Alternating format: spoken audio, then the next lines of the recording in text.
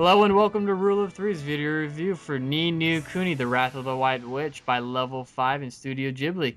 I'm Roy Mannon, the leader of the crew of Rule of Three, and with us, like usual, is Synyster Dreamer. How you doing today? Doing well, and yourself? Doing amazing, and impressions. How's it going? Doing all right. Happy to be here again. Yep. So, Ni No Kuni is a JRPG, Japanese role-playing game, and the first thing I want to go into is the story of it. It's going to be a little hard to talk about story without getting into spoilers. However, we will use as generic terms as we can to give our feelings about without actually spoiling anything.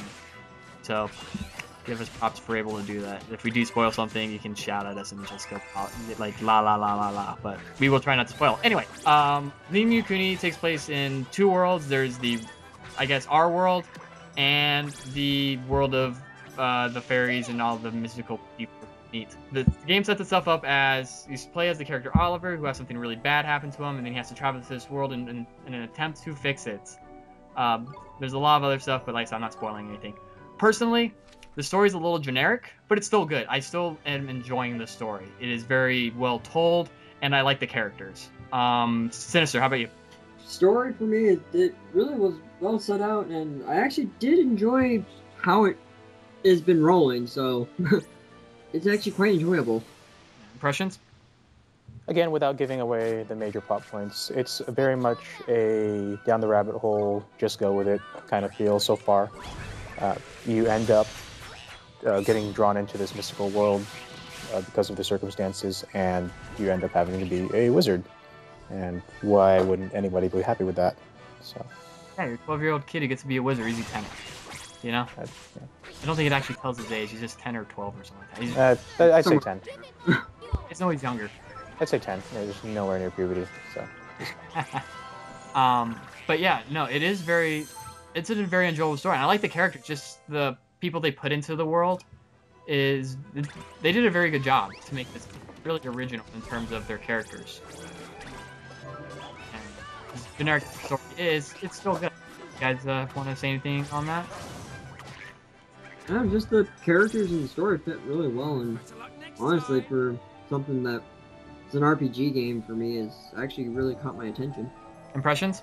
I think it's interesting that Oliver is someone called the Pure-Hearted One, and that lets us experience this world from someone who has no major, nothing really to change his life so far except for this sad event, and to enter this world without any judgment and bias on his part. And I really doubt the story would have progressed any better than it has so far had it been, anyone like any of the other characters for that matter that have been jaded and influenced by their own personal backgrounds in the story. Right, and I think this is due to we're gonna go to the next topic, which is the game direction and art, music, and the overall looks of this game, because I think that heavily influenced how they did the story and characters. And in my opinion, it's very childish in the way that they did it, but it's also the way it's presented is still very, it still relates to me, even though, it's a 12-year-old boy and this is, kind of a 10, 12-year-old fantasy land and story. I still feel connected to it, and I still, am appreciating the aesthetics of the game and the music. Yeah, it's like, when I first actually heard about this game, which honestly was like weeks before it actually came out, the only thing I heard about was, it was Miyazaki was working with it, and it's like, I know his animes, so this actually will be good. And when I got my hands on it and played it, I was drawn into it. Impressions? Regarding what? Just the overall game design and art, like how it looks and. Oh, definitely. As far as the artwork is concerned, it's Hayao Miyazaki. How can you not love that? The animation looks exactly like one of his movies, and it blends very well with the actual gameplay, cel shaded artwork, and you can tell when it transitions, obviously, but still they work very well together, and they very much complement each other during gameplay, during cinematics, during exploration. So all in all, I highly approve of the game design. Yeah, well, which is a good point. I'm glad you brought it up, the anime just cutscenes is you do have those anime cutscenes that, you know, obviously very anime, but when you have the 3D engine and you're actually, you know, in the gameplay portion, it still looks like an anime. I was very impressed with how they did the artwork for that. I remember when I saw early footage, I was actually trying to figure out if it was, you know, hand-drawn anime just over a 3D character sprite, and they did a really good job with the resolutions. And it turns out that's not the, you know, it's still, you know, they designed the characters by hand, but it's all 3D animation. It's not what I was thinking it would be. But so I'm really impressed with how they did that. Synyster? Just going back to Miyazaki, it's like how everything blends together. It's just like they work. The Miyazaki and Studio Ghibli and Level 5 made a game that I'm in awe and that I just like love. Impressions? Well, to sum it up, it's Hayao Miyazaki, Studio Ghibli. They designed Level 5 just to make this game, and it's paid off very well. There's no reason, at least from an artistic and graphical standpoint, not to at least experience this game. Definitely. Everything, all the character art and everything in this game is great. And the other thing that makes the game design in this game great is the music. I like listening to the music because it's the Japanese Philharmonic Symphony. It is by far very pleasing to the ears. I don't think there's a song or musical score I haven't heard in this game that I didn't like. Music's just great. It's actually very calming and actually works with the game to put you in that mood. Impressions? Just to correct you, it's the Tokyo Philharmonic. Oh, Tokyo. Sorry. Specifically them. They obviously play most of this, or all of the scores in the game. Very well conducted, and the composer, I guess is the word I'm looking for, is Joe Hisaishi. Yeah. I have actually heard him before. When I heard that I've seen him in movies, one namely called Departures, which was one of the best films internationally, I want to say 2010, a couple years back. And when I learned that he was actually, you know, the name behind this score, I was on board. I was like, I can't wait to hear it. I would love to see how he works with Miyazaki. I think actually, if I'm pretty sure he has in the past. So to see it applied to a game, and it's worked out beautifully. Yeah, I mean, just the design of, like I said, with Studio Ghibli and the symphony. I mean, the Philharmonic. Yeah, the overall just cost of all that to put into this game. I mean, it's got to be staggering. I mean, this is a huge undertaking for a game of this kind.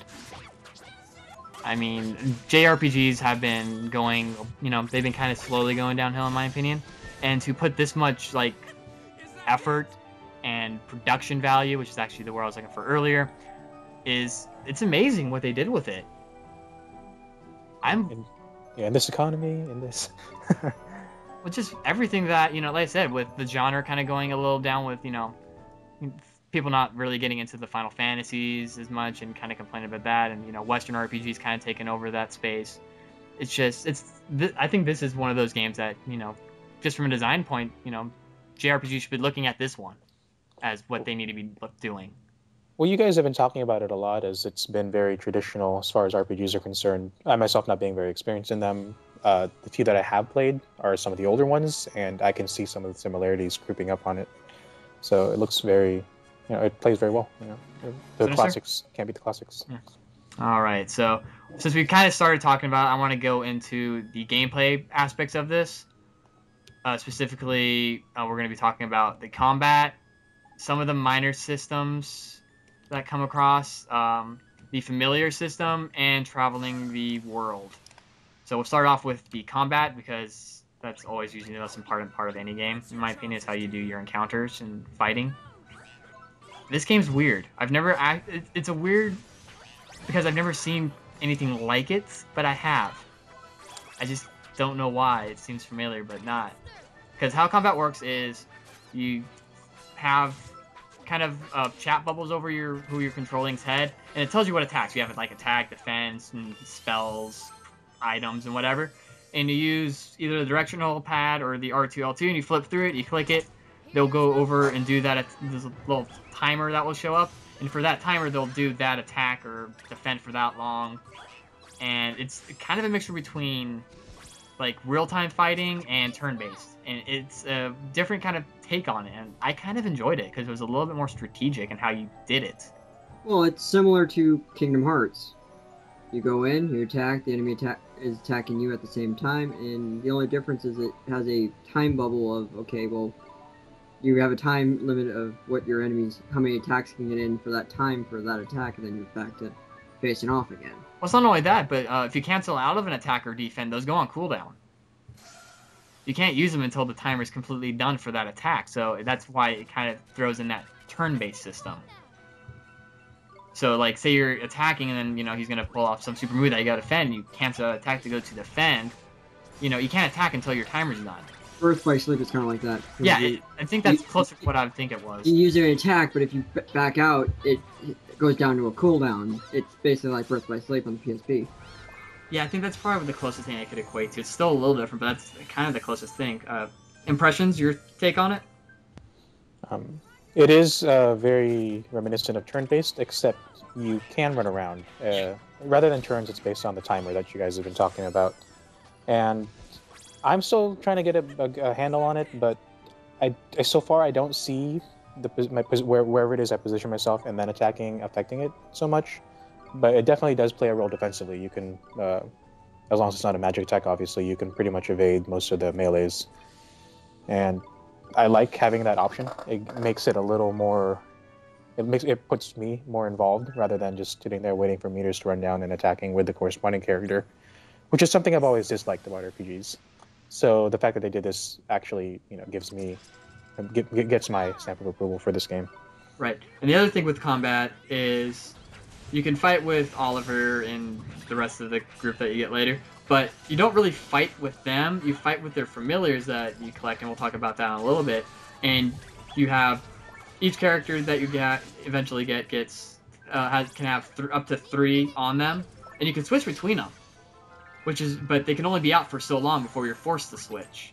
So once again, you have, like, the way I set up my group is I have my attacker, my defense, and then my magic user to kind of round it out. So I'm constantly like, okay, this enemy's, you know, strong against physical, I'll switch to my magic. Or, oh no, you know, I'm using my main attacker, he doesn't have a defense, but I can switch out to my defense guy and, you know, he'll take less damage if they're going to pull off, you know, a really big attack. And for that, it's an interesting way to do it, and I kind of enjoyed it. Just kind of throwing the familiars all over the place. Yeah, which also with the familiars, you also have to keep in mind that they share the same pool of magic and health as you do. Right. So it's not just separate. It's every familiar uses that same pool. So your defender is getting hit, well, that little bit of life, and then your attacker comes out and they get hit for a bigger hit, and you have to be careful. How many familiars have you guys been able to rack up? I don't know. I'm not super far. I don't know if that's a spoiler, but I'm the only one here who got far enough to get to the collection part of the game. Okay. How many do you have? Oh, jeez. Okay, no. How many can you use in combat? I guess is my question. You can have up to. Okay, this is kind of a spoiler, but you get 3 party members. Each of them can have 3, and then you can have 3 in reserve. The rest of them go to a, you know, kind of a Bill's PC kind of thing. Okay, so about, what, 9 familiars on the field at once? Well, each one has 1, so it's 3 on the field, but you can have, like, 9 that you can choose from. Oh, okay, roughly, gotcha. For each, gotcha. 3 for each character, and then each one has 1 out. I was going to say, that's pretty crazy. Yeah, that would be. 3's pretty cool, though. Yeah. Right. So why don't we go into familiars, then? Yeah, I'm about to say, I think that's it for combat anyway. So, familiars, since we're talking about them, are this game's versions of Pokemon, as we've kind of hinted at. Pretty much. We're all thinking it. Yeah, we're just going to say it. We're all thinking it. We all have said it when we started playing this game. It's very Pokemon-esque. You go around and you collect monsters and raise their levels so they can evolve and get stronger monsters. That is Pokemon, and that is how this game works. You can give them a nickname. You can give them attacks. Yep. You can feed them to make them love you. Which I got addicted to. I got super addicted to feeding them and trying to get their stats up so I can maximize their attack. I'm gonna keep Mighty with me forever. I want to too. I actually got have you ever guys played Monkey Island? Yeah. Yeah. Okay, did you play Monkey Island 3? No. Okay, so one of my favorite characters in Monkey Island, I love the first 2, but the third one has my favorite character. and it's a skull named Murray. If you haven't played these games, you'll have no idea what I'm talking about. He's one of the funniest characters I've ever seen in a video game. And eventually I was able to catch a skeleton, and I named him Murray. And he's just a skeletal knight, and is the greatest thing ever. And Sir Dan much? Yeah. Yeah, I was gonna name him Sir Dan, but I wanted to name him Murray because he does take when he's like in his when you're feeding him and stuff, he'll take off his head, and I'm like, ah, that's Murray, because Murray was just the skull. So anyway, as you fight with your monsters in combat, you know you get your experience points. Oliver goes up, but as your monsters also go up, you don't share XP. Everybody gets the exact same amount of XP, which I like. How about you guys? Did you like that everybody got the same amount? It wasn't just divvied out? Synyster, you first? Sorry. What's the question? The EXP, instead of it being like whatever or familiar you used. Oh, the shared EXP? It just goes to everybody and everybody gets the same. It's not... That's actually, it's really well done, because the fact that, you know, you're not having to be like, you know, the actual Pokemon games where you have to figure out who do you want to level at what point. Everyone just levels at the same time, because then you can be like, well, I'm in a situation where I have a monster that's a certain level. Well, I have only one monster that can fight, or one familiar that can fight him. No, I got 3 that can fight him, or whatever. Right. Impressions? I mean, I appreciate it because it, you know, if it was divvied up, it just draw it out longer. It saves you some level grinding time. You level up all over soon enough. I also like that you don't have to... I mean, while you do level each familiar up by using them, their health and MP is ultimately dependent on Oliver's, so you only have to really worry about Oliver. But you have to worry about the monsters for defense and attack.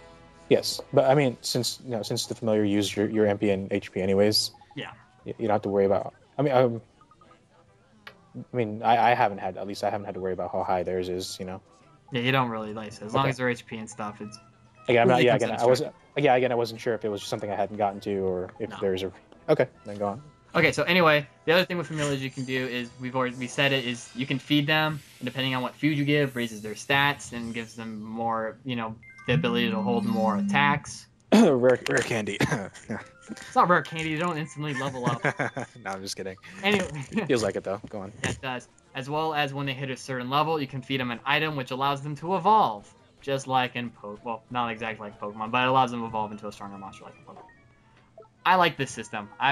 Once again, it's one of the few systems I actually got really addicted to this game, was making sure, you know, kind of min-maxing what monster I wanted to do what, and making sure, you know, I had enough of whatever item to evolve them with. You guys? The system actually works really well, 'cause then you can actually, like you said, min-max, but, you know, basically make your familiars work the way you want it to work, so that you have your one defender, your one magic, or one attacker, or try to make a combination of a attacker or defender and go from there. It actually works really well. And impressions? Based on my limited experience with RPG, I feel the best way, especially with these familiars, to invest emotionally into these characters is to name them something awesome. So you develop an emotional attachment to these characters, and you worry about them when you send them into battle.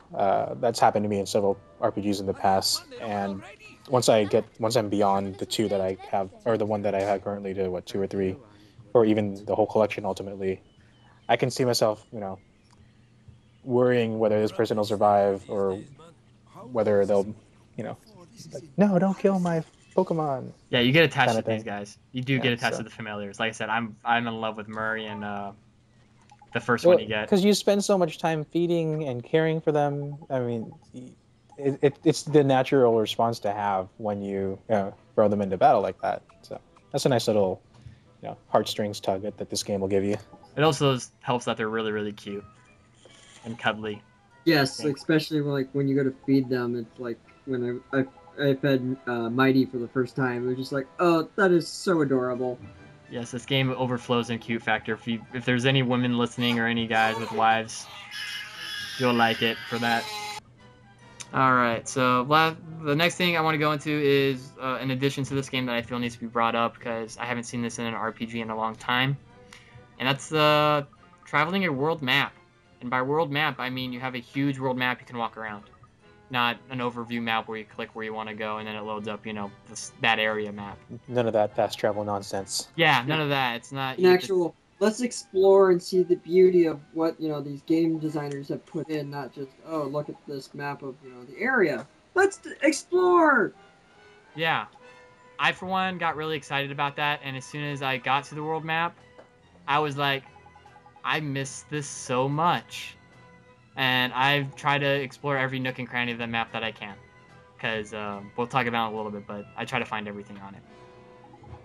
Yeah, well, the world map actually is a good thing to put in games because it makes the player actually have to look for things and not just, cheap the way out and be like, well, I can finish this game real quick and go here, go here, go here. Okay, I'm done. Yeah, impressions?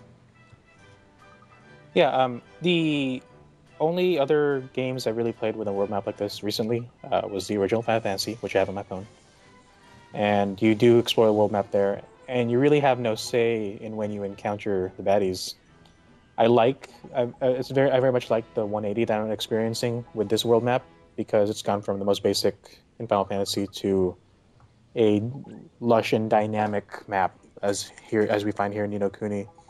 Because this is the first time I've seen it. I don't know if you've seen it in other RPGs, where you can walk around the map and the creatures that you encounter are actually walking around. Yeah, that's... So it involves you to actually actively avoid them by steering around. You avoid this guy on the mountain and walk by the forest, and only to have the bird in the forest come rushing out at you and blindside you. So, or if you time it right, you can actually get around them while they charge because certain animals will charge and head straight in a straight line, and you can just be like, well, I haven't been able to get the upper hand on it. I have yet to manage to get the upper hand on an animal that's been charging out at me, but I guess I'll get the hang of that. There's a skill later. We'll talk about that in a minute. Okay, gotcha. Well, he told me I could do it early on. He lied to me. I did it in the beginning. I noticed it the first time where it's like I had one animal charge at me. I kind of skirted sideways and it ran straight past me, and I'm sitting there going, "I'm right here, idiot." Yeah, but they have done the creatures on the world map. I think the first game I remember them doing that in was Tales of Symphonia. That's, I think, the first game I ever played where they did that, and I loved it. And I think later PlayStation 2 RPGs did that a little bit more. But once again, with the world map going the way the Dinosaur and a lot of the newer ones, they don't really need to do that. You can still see the monsters on the field, but this is really the first time I've seen the monsters on the world map since Tales of Symphonia that I can remember off the top of my head. Yeah, it's very very well done. Actually, we didn't mention this. It's 3D in itself too. It's not just an overhead view. There's hills, there's water, there's forests that are obstructions and whatnot, and it's. I don't want to call it a mini game. It's core gameplay for the game itself. I would call it. I just think it adds to the... it's just. Sorry, go on. I just think it adds character to the world. Exactly. Yeah, it's just as much a part of the game as the forests and dungeons and whatever. So, and the towns. Sorry, that's what I was missing. Synyster, anything? Nothing really added except for the 2 cents I added at the beginning. Okay, and with that, we're going to move into the minor systems. We're not really going to talk about just kind of a nay kind of thing with these because they're not as important as what we just talked about. The first one is alchemy. Alchemy, if you ever played Dragon Quest VIII, it's pretty much the same thing. You go gather items from monsters, and the nodes that you find around the world map, there are little sparkly nodes on the world map you can click and you get items. You take those items and whatever else it asks for, you put it in a pot, and it pops out the item. The items tend to be a little harder to get and take a little time, but the items you tend to get are pretty good. I like this system personally because it's not overpowered. It's hard, but it doesn't, throw everything into chaos. It is doable, but it does take a little bit of time. Impressions? Well, I haven't gotten to the alchemy yet, but I mean, pretty much, I'll just go with what you said. I can't really add to it. Okay, Synyster? Same here. I can't really add anything to it. Yeah, so you guys didn't get that. I was just wondering if you guys played Dragon Quest VIII, because like I said, it's very similar to that. So if you like this system, if you play Dragon Quest VIII, you'll like this one. Like I said, if you're new to it, it is a little, it's very simple, but it does take some time to get some of the items. Next is side quests. Side quests there are tons of them in this game. They require you to do tasks around town and to go out to the world map, kill monsters, collect things. And instead of you get items for that, and then you also get a stamp on a card, and you collect them so many cards, and you can trade those in for skills. These skills augment what you can do, like run around the world map faster, use the boat to sail faster, get more orbs, get more XP, and a bunch of other stuff. Sneak up on monsters easier. I like that. I thought it was a good way to reward me for doing side quests. You guys like the stamp system? Yeah, the stamp system actually was kind of nice to see that. It's like, oh, here, to do side quests to get extra items, here you go. Get the stamps, get rewarded. It works. Yep. Impressions? Like you said, it's a very basic reward system. You get experience to level up further, and you also get the items that boost your gameplay. So no problems there on my end. Yeah. Side quests don't really reward the XP. It's mainly just because you have to go and do other stuff to get it, but you do get items and stuff. Just to clarify what he meant. And the last major or minor system I want to talk about, and briefly and very, very, very lightly, is the heart system, or collecting heart pieces. The world of Ni No Kuni, the characters are what are called broken heart, which means they're missing a piece of their heart. In order to fix them so they go back to normal, you have to collect certain aspects of the heart and give it to them. In order to do this, you got to find people that are willing to give you pieces of heart, and then you just give it to the other person and they're fixed. It's a nice scavenger thing. It's good story wise, Yeah. It's like you have to find someone who's willing to share their heart to someone who has a broken heart. It's a nice little romantic elements to the story, I guess I can call it. Yeah. Crush. Synyster? The whole broken heart, mending heart kind of deal is actually kind of nice to have a little aspect in it to kind of make the story flow a bit with how the story is. Yeah. Well, I just like how when they're broken, they do weird things, but that's just me. You guys haven't really gotten to see a lot more of the weird stuff, but some people who are broken-hearted do some really weird things. One other thing I want to bring up also is the Wizard's Companion. Yeah. It killed a significant portion of my time because, first off, the Wizard's Companion is a book that you get very early on. Essentially, it's what teaches you to be a wizard, aside from your guide and assistant. It is a book. It is a book they literally wrote and put in the game that explains a lot of the lore and the background. They invented a language. I can't remember the name at the moment. It starts with an N. Yeah. A language, or more so, an alphabet rather. So I have gone in and translated a couple words. There are certain pages in the book that are all written out in the rune language that they have, and I have yet to get around to translating it. I actually want to see what it says. I'm very curious. That's actually part of the gameplay. Is later on you have to translate stuff with that. Oh, okay. So again, that book is very important. I can tell. Yes. And it has some interesting stories too. If you ever play, it actually reminded me, since we're talking about it, of a game called Lost Odyssey. It's mini stories within the story that relate to the lore, and I loved it. Yeah, no, just when I open up the book, because when you get access to it primarily, it's like, yo, you can check this out whenever you have time. And I open it up, it's like, oh yeah, I need a lot of time to thumb through this. It's an actual book. Yeah, I would be very happy if ever in the future they make a hard copy of that book. Just have CE. That's what it came with. What's CE? Collector's Edition. Damn it! It came with a hard copy. Oh my god. Okay, I want that book. All right. Or Synyster, anything you want to add about the Wizard's Compendium? Nope. Okay. About to say you don't care about lore stuff. You just like playing your games. Well, it depends on what the lore is. I really haven't done anything with the game with lore. That's true. But yeah, the Wizard's Companion is a nice little thing. So with that, we will now go into our ratings of the game. If you have never listened to one of our casts before, we do a buy, rent, or pass system. A buy means it's worth the money that it costs because it has enough content, it's fun enough, and it's thoroughly enjoyable.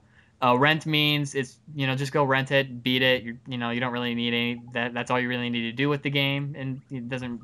It's just something that you personally don't think you would play ever again, or wait till it goes half off and then buy it. Pass means we think it was terrible, and we think you can just miss the game. Period. If either of you say pass, you're fired. Yeah, pretty much. For me, since I will start this, since I'm probably the most obvious, buy. This game is just so.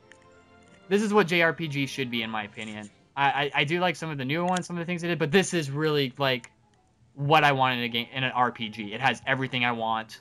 It is very fun. The story is good, and Pokemon, familiar Pokemon, just as addicting. That's all I'm going to say on that. Impressions. I rented this game, courtesy of GameFly. Thank you very much. and there is no way I can not own this game because there's just so much to do. If it's too, damn it. Okay, let me start over. Sorry. Okay. All right. Initially, I did rent this game, courtesy of Gamefly, friend of the show. Thank you very much. And I was very quickly converted to buy because it's such a rich and in-depth world that there's no way I can get through it all in the time span that I have been allotted renting the game. And even more so, I actually want to own it. It's a Hayao Miyazaki story. I plan to invest a considerable amount of time in it. And that is saying something considering that I'm very much against RPGs. It has done enough that I actually want to, I don't want to say deal with it, but it is to quote the game, engaging. And I would very much like to see how the ending plays out, just to see the story. And if the gameplay ever does get in the way, I will just put it down onto easy mode and play through it. But definitely a buy on my end. And Synyster, saved you for last this time. I have it as a buy because within the first half hour I played it, I was sold. I'm like, the story's fun, the combat's easy to handle and understand, and things kind of go progressively fast for combat, and in general, it's in Miyazaki. It's like, how can I not like it? I like a lot of his stuff that he's done before. So there you have it, triple buy. All three of us agree you should buy this game. I win this battle since I'm really the only one who loves RPGs in this group, and these two love this game. But that's just because the game is just that good. It really is. It is. Oh, Miyazaki in level 5, you need to make more of these kind of games. This is what we want. And watch level 5 dissolve after the completion of this game. It's like, we're done. No! No, not out of failure, but like, no, we're done. We're not doing any more. This was awesome. Oh, that's still no. I want more of this. This is what I've been waiting for a long time. So there you go. That's it. So if you like, make sure to leave a comment if you want to make a comment on the game, if you've played it or if you haven't, and just tell us what you think or whether you like us or not. Make sure to like us on Facebook, Twitter, subscribe to our channel above, so you can make sure you keep up to date with our video reviews. The comment will also get you the first opportunities to get into the Tomb Raider giveaway we're doing for this month. And next week we aren't really doing a game. Instead, we are going to be kind of doing a review on the Wii U. It's been out for a few months. There's not really any games coming out other than Dead Space. We have, that's this week, and we take a week to do the review. But so we're gonna be reviewing the hardware for the Wii U and touching on the games a little bit that are out. That's gonna be next week, and that's it. So yeah, thanks for listening, and always remember to trust in the rule of 3.